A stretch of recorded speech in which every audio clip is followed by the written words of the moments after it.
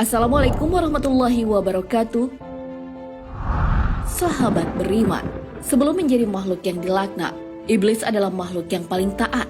Namun, karena suatu ketidaktaatan, ia pun terusir dari surga. Lalu seperti apakah ketaatan iblis kepada Allah Subhanahu wa Ta'ala? Ibadah apa yang dilakukan iblis sehingga mendapat banyak gelar di sisi Allah Subhanahu wa Ta'ala?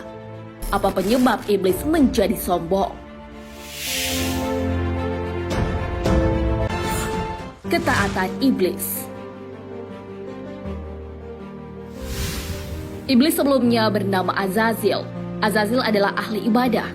Al-Ghazali menjelaskan bahwa setiap beribadah 1000 tahun, dia dinaikkan ke surga yang lebih tinggi.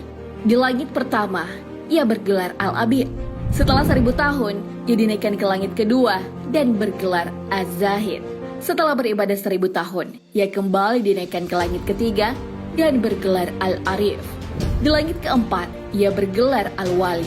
Sedangkan langit kelima, ia bergelar At-Taqi. Langit keenam, ia bergelar Al-Kazim. Terakhir, di langit ketujuh, gelarnya berubah menjadi Azazil.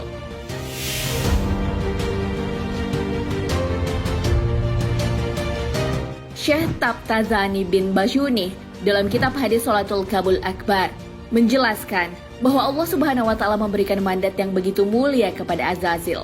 Ia menjadi penjaga pintu selama 40.000 tahun, hidup berdampingan dengan malaikat selama 80.000 tahun, dan menjadi penasehat malaikat selama 20.000 tahun. Ia juga menjadi pemimpin para malaikat selama 30.000 tahun. Tak hanya itu, ia juga mengelilingi arsy selama 14.000 tahun.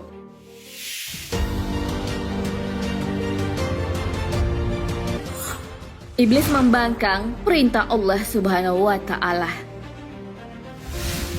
Setelah menciptakan Nabi Adam alaihissalam, Allah memerintahkan para malaikat untuk bersujud kepada Nabi Adam alaihissalam, termasuk Azazil. Perintah untuk bersujud kepada Nabi Adam alaihissalam terdapat dalam Al-Quran. Dan ingatlah, tatkala kami berfirman kepada para malaikat, sujudlah kamu semua kepada Adam. Lalu mereka sujud kecuali iblis. Dia berkata, apakah aku akan sujud kepada orang yang engkau ciptakan dari tanah? Al-Quran Surah Al-Isra ayat 61.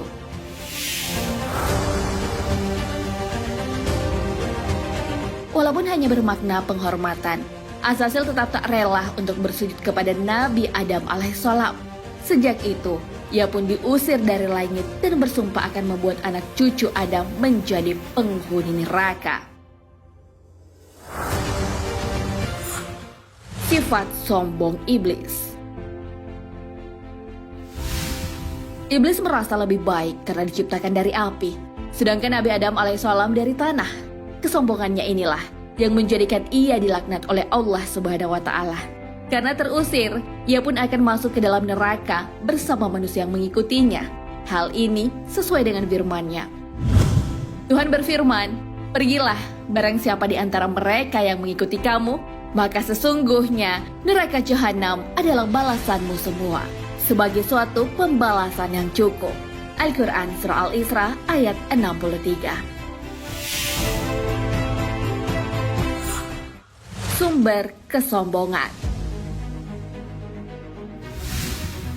Dalam Mausu'ah Al-Kisanzan, Syekh Muhammad bin Abdul Karim mengutip perkataan Syekh Muhammad bin Ali Al-Ilmi, yaitu sumber kesombongan berawal dari 4 hal ini. Saya, aku memiliki, saya mempunyai, kami. Maksud dari perkataan Syekh Muhammad bin Ali Al-Ilmi adalah kesombongan berawal dari keempat kata tersebut. Inti dari keempat kata itu adalah merasa dirinya lebih hebat dan sifat keangkuhannya sangat melekat. Kata aku atau saya pertama kali digunakan oleh iblis. Hal ini sesuai firman-Nya. Allah berfirman, apakah yang menghalangimu untuk bersujud kepada Adam di waktu aku menyuruhmu? Menjawab iblis, saya lebih baik daripadanya. Engkau ciptakan saya dari api, sedang dia engkau ciptakan dari tanah. Al-Quran Surah Al-A'raf ayat 12.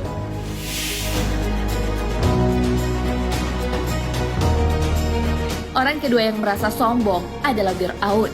Yang pertama kali menggunakan kata kepunyaanku atau aku memiliki. Hal ini sejalan dengan yang terdapat di dalam Al-Quran. Dan Fir'aun berseru kepada kaumnya seraya berkata, "Hai kaumku, Bukankah kerajaan Mesir ini kepunyaanku? Dan bukankah sungai-sungai ini mengalir di bawahku? Maka apakah kamu tak melihatnya? Al-Quran Surah Az-Zukhruf ayat 51.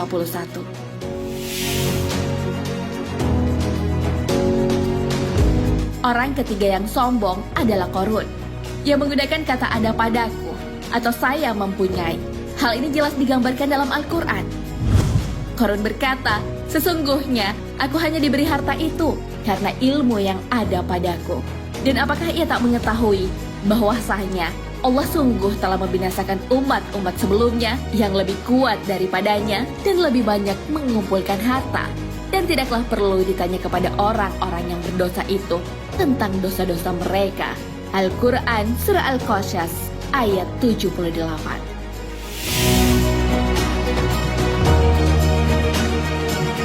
Yang keempat adalah kaum Ratu Bilqis. Mereka merasa sombong dan menggunakan kata kami atau kata kita. Hal ini diabadikan dalam Al-Quran. Mereka menjawab, kita adalah orang-orang yang memiliki kekuatan dan juga memiliki keberanian yang sangat dalam peperangan. Dan keputusan berada di tanganmu, maka pertimbangkanlah apa yang kamu perintahkan. Al-Quran Surah An-Naml ayat 33.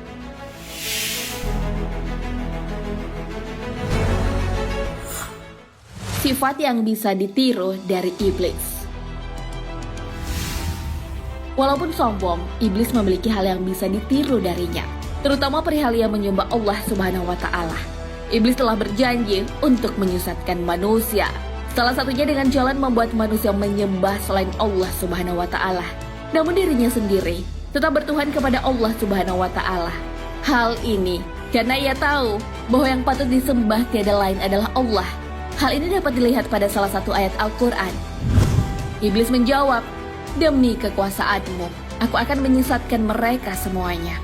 Al-Quran Surah Syad ayat 82.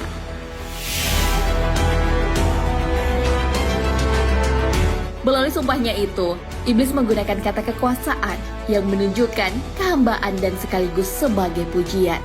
Hal ini menandakan bahwa bagaimanapun kondisinya, yang ia percaya hanyalah Allah Subhanahu wa Ta'ala. Hal kedua yang bisa ditiru dari iblis adalah ia takut kepada Allah Subhanahu wa Ta'ala. Sebagian manusia mengetahui bahwa Allah memiliki larangan dan perintah, namun hanya sedikit yang melaksanakan karena tak takut pada Allah Subhanahu wa Ta'ala. Lain halnya dengan iblis. Walaupun ia membangkang, tapi sesungguhnya ia sangat takut pada Allah. Hal ini sesuai dengan firman-Nya. Dan ketika setan menjadikan mereka memandang baik pekerjaan mereka dan mengatakan, tak ada seorang manusia pun yang dapat menang terhadapmu pada hari ini. Dan sesungguhnya, saya ini adalah pelindungmu. Maka tatkala kedua pasukan itu telah dapat saling lihat-melihat atau berhadapan, setan itu balik ke belakang seraya berkata, sesungguhnya, saya berlepas diri daripada kamu. Sesungguhnya, saya dapat melihat apa yang kamu sekalian tak dapat melihat. Sesungguhnya, saya takut kepada Allah, dan Allah sangat keras siksanya. Al-Quran Surah Al-Anfal ayat 48.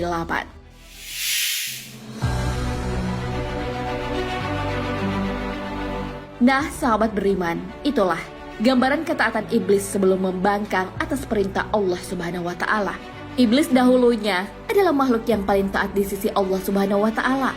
Tak ada yang menandingi ketaatannya. Karena itu, ia menjadi pemimpin para malaikat, derajatnya ditinggikan, dan banyak keistimewaan lainnya. Namun karena kesombongannya, tak mau sujud kepada Nabi Adam alaihissalam, ia pun diusir dari surga. Ia berjanji akan menyesatkan manusia, sehingga bisa bersama di neraka. Hal ini sesuai firman-Nya. Terangkanlah kepadaku, inikah orang yang engkau muliakan atas diriku? Sesungguhnya, jika engkau memberi tangguh kepadaku sampai hari kiamat, niscaya benar-benar akan aku sesatkan keturunannya, kecuali sebagian kecil. Al-Quran Surah Al-Isra ayat 62. Walaupun seperti itu, iblis tetap memiliki hal yang bisa ditiru. Wallahu a'lam bishawab. Sahabat beriman, jangan lupa berbagi informasi dengan share video ini, karena sebaik-baik manusia adalah yang paling bermanfaat bagi manusia. Wassalamualaikum warahmatullahi wabarakatuh.